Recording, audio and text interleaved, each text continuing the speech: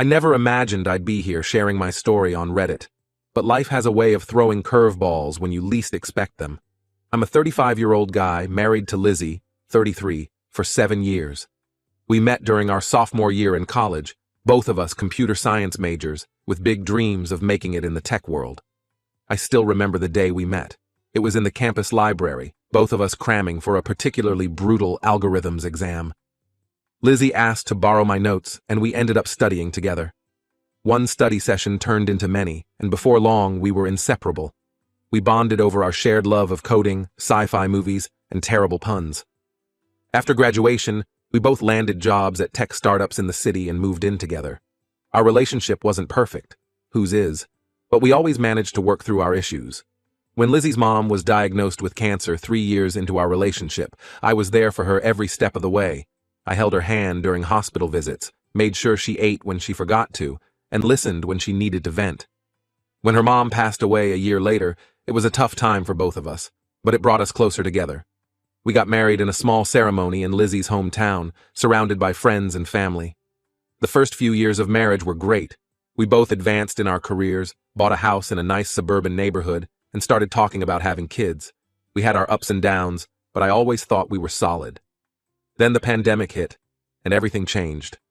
At first, quarantine wasn't so bad. We both worked from home, spent more time together, and even picked up new hobbies. I started learning to play guitar, fulfilling a lifelong dream of mine.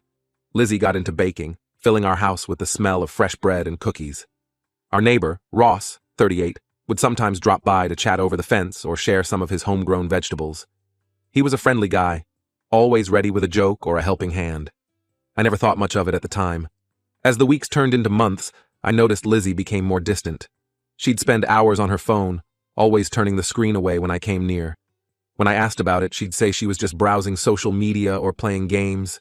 I believed her because, well, what else was there to do during lockdown? I tried to keep our relationship strong. I planned date nights at home, cooking her favorite meals and setting up our living room like a fancy restaurant. I even attempted to bake her a birthday cake. It was a disaster, but she laughed and we ate it anyway. Despite my efforts, Lizzie seemed to withdraw more and more. One day, about 4 months into quarantine, I woke up early and noticed Lizzie wasn't in bed. I figured she might be in the kitchen, so I went downstairs. The house was empty. I looked out the window and saw her coming out of Ross's house, still in her pajamas. When she came back, I asked her about it. She said she'd just gone to borrow some sugar for her baking. It seemed odd, but I didn't want to be paranoid, so I let it go. But things kept nagging at me. Lizzie was spending more time on her phone, taking calls in another room, and seemed irritated whenever I tried to spend time with her. I started noticing other things too, like how she'd perk up whenever Ross was outside, or how she'd make excuses to go check the mail multiple times a day. I didn't want to believe it, but the signs were all there. One night, I couldn't sleep and decided to check our phone bill. That's when I saw hundreds of texts and calls between Lizzie and Ross, often late at night or early in the morning. My heart sank. The next day I confronted Lizzie. She denied everything at first, but when I showed her the phone records, she broke down. She admitted to having an affair with Ross for the past 3 months. She said she felt lonely and trapped during quarantine, and Ross had been there to listen. She swore it was just emotional at first, but eventually became physical. I was devastated. The woman I loved, the person I thought I'd spend my life with, had betrayed me in the worst way possible, and with our neighbor, of all people, someone I'd considered a friend. I thought back to all the times we'd had Ross and his wife over for barbecues, how we'd helped them move in when they first arrived in the neighborhood. It made me feel sick. I told Lizzie I needed time to think and went to stay with my brother. Over the next few weeks, I did a lot of soul searching. I thought about our marriage, the good times we'd had, and whether I could ever trust her again. I remembered how we'd supported each other through tough times, like when I lost my job during the recession a few years back, and Lizzie had been my rock. Or when we went through a miscarriage 2 years ago, a painful experience that had brought us closer together. But then I'd think about her sneaking around with Ross, lying to my face day after day. I'd imagine them laughing at me behind my back, and it would make my blood boil. In the end, I realized I couldn't get past it. The trust was broken, and I couldn't see a way to rebuild it. When I returned home, I told Lizzie I wanted a divorce. She begged me to reconsider, saying it was a mistake and she'd do anything to make it right. She brought up all our history together, the plans we'd made for the future. But for me, the trust was broken. I couldn't imagine living next door to the man she'd cheated with, constantly wondering if it was still going on. I moved out and filed for divorce. Lizzie initially refused to sign the papers, insisting we could work it out. She suggested couples therapy, a trial separation, anything to avoid ending our marriage. But when I provided evidence of her infidelity, including the phone records and text messages I'd gathered, she finally agreed. Now, months later, the divorce is almost finalized. I'm living in a small apartment, trying to rebuild my life. Some of our mutual friends have taken sides, with a few suggesting I should have tried harder to save the marriage. They remind me of how Lizzie stood by me during tough times, like when my dad had a heart attack last year and I was a mess. But I don't think I'm the asshole here. I didn't break our vows or betray our trust. I'm just trying to move on with my life. It's not easy. There are days when I miss the life we had, the future we'd planned. We'd talked about having kids, buying a vacation home, growing old together. Now all of that is gone. Sometimes I lie awake at night, wondering if I'm making a mistake. But then I remember the betrayal, the lies, and I know I'm doing the right thing for me. So, Reddit, AITA for divorcing my wife after discovering her affair during quarantine. Update 1.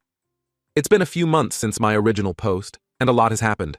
First, I want to thank everyone for their support and advice. It really helped me during a difficult time. The divorce is now final. It wasn't easy, but I'm glad it's over.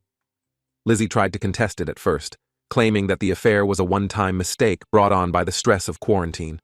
But when I presented the evidence, months of text messages, late-night calls, and even security camera footage of her entering and leaving Ross's house, she finally gave up. One thing I didn't mention in my original post was how this affected our wider circle of friends and family. When the news of Lizzie's affair got out, it was like a bomb went off in our social circle. Some friends took her side, saying that quarantine was hard on everyone, and I should be more understanding. Others supported me, saying that nothing excuses cheating. My best friend from college, Tom, was particularly affected. He and his wife had been close with Lizzie and me, often double dating and vacationing together. When he found out about the affair, he was almost as hurt as I was. He felt betrayed too, saying he couldn't believe Lizzie would do this to all of us. It's been tough on his marriage too, as his wife was friends with Lizzie and is having a hard time cutting her off completely. My parents were devastated. They had always loved Lizzie and treated her like a daughter. When I told them what happened, my mom cried for hours. My dad, who's usually a pretty stoic guy, looked like he'd aged 10 years overnight. They've been incredibly supportive, though. Mom calls me every day to check in, and Dad's been helping me look for a new place to live.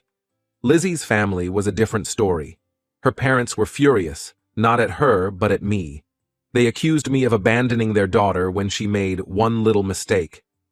Her sister even called me, yelling that I was ruining Lizzie's life. I had to block their numbers for my own peace of mind. It's been particularly hard because I was close to Lizzie's family.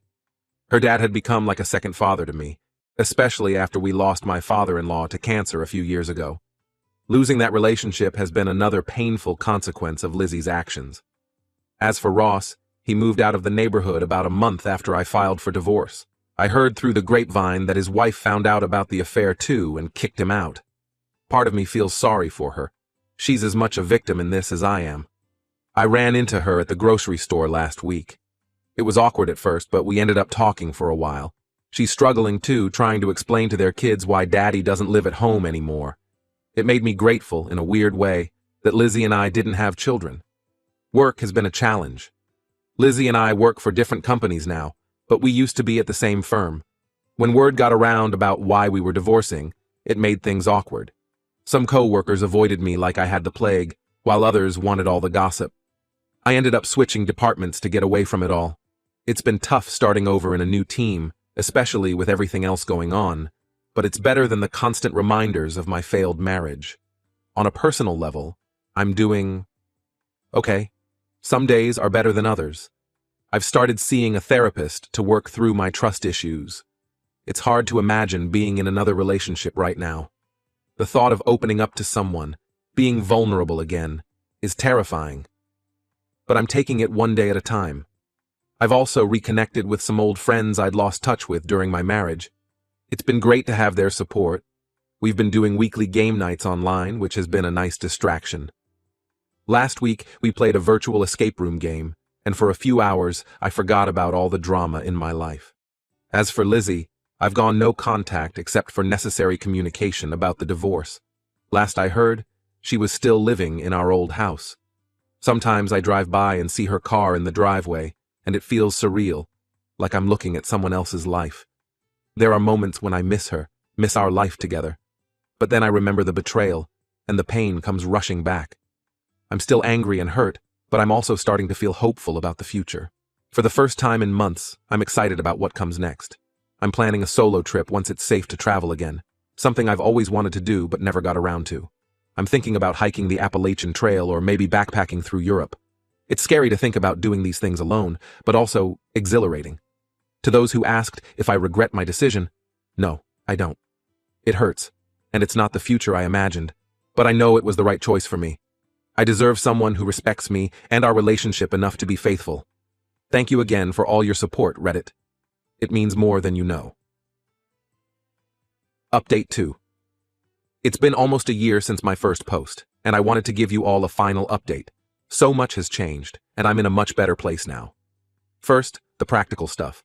I've moved to a new city for a job opportunity. It's been great to have a fresh start somewhere without all the painful memories. My new coworkers don't know about my past, and it's refreshing to just be me instead of the guy whose wife cheated. The job itself is challenging, but rewarding. I'm working on a project developing AI for medical diagnostics, something I've always been passionate about. It feels good to be making a difference, even in a small way.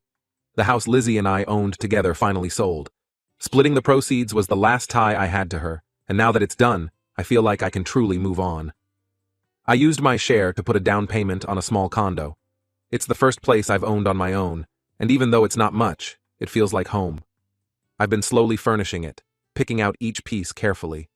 It's been therapeutic, in a way, creating a space that's entirely my own. I've been continuing with therapy, and it's helped a lot. I've worked through a lot of my anger and trust issues.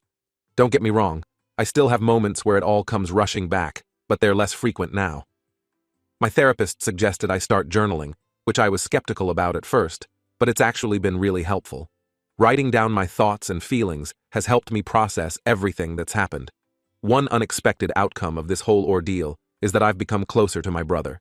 He was my rock during the worst of it, letting me crash at his place and listening to me rant for hours. Now, we talk almost every day and are planning a brother's road trip for next summer. We're thinking of driving down the Pacific Coast Highway, something we've talked about doing since we were kids. I've also rekindled my relationship with my college roommate Alex. We had drifted apart over the years, mainly because Lizzie never really got along with him. Now I realize that might have been a red flag I missed. Alex and I have been catching up regularly, and it's been great to have that friendship back in my life. As for Lizzie, I haven't spoken to her in months. The last time was when we finalized the house sale. She tried to apologize again, said she'd made the biggest mistake of her life. I told her I forgave her, not for her sake, but for mine. Holding on to that anger wasn't doing me any good. But I also made it clear that forgiveness doesn't mean reconciliation. We're done, and that's not changing. I heard through mutual friends that she and Ross tried to make a go of it after their respective divorces, but it didn't last. Apparently, the trust issues were too much to overcome. Can't say I'm surprised. Last I heard, Lizzie had moved back to her hometown to be closer to her family. Part of me hopes she's doing okay, but mostly, I'm just glad to have that chapter of my life closed. On a more positive note, I've started dating again. Nothing serious yet, but I've met some interesting people. I'm taking it slow, being upfront about my past and my boundaries. It's scary, but also exciting to feel those butterflies again. There's one woman, Ellie, who I've been seeing for a few weeks now. She's kind, funny, and understands my need to take things slow. We'll see where it goes, but for the first time in a long time, I'm feeling optimistic about the possibility of a relationship. I've also been focusing on personal growth. I finally finished that online guitar course I started during quarantine, and I've even written a few of my own songs. They're not great, but it's a good outlet for my emotions. I've also taken up rock climbing at a local gym. It's challenging and a great way to clear my head. My advice to anyone going through something similar: it gets better. It might not feel like it now, but you will get through this. Surround yourself with people who support you. Don't be afraid to seek professional help, and most importantly, be kind to yourself. There were days when I could barely get out of bed, when the pain and betrayal felt overwhelming. But little by little, it got easier. Looking back, I don't regret my decision to end my marriage. Was it painful? Absolutely. There are still moments when I miss the life we had, the future we'd planned. But it also taught me a lot about myself, about resilience, and about what I really want in a partner and in life. To everyone who supported me through this journey, thank you. Your kind words and advice helped more than you know. I'm closing this chapter of my life now, but I'll always be grateful for the support I found here. Life isn't perfect. There are still tough days, still moments when the pain catches me off guard. But overall, I'm hopeful. I'm learning to trust again, to open myself up to new experiences and relationships. I don't know what the future holds, but for the first time in a long time, I'm excited to find out. Here's to new beginnings and better days ahead.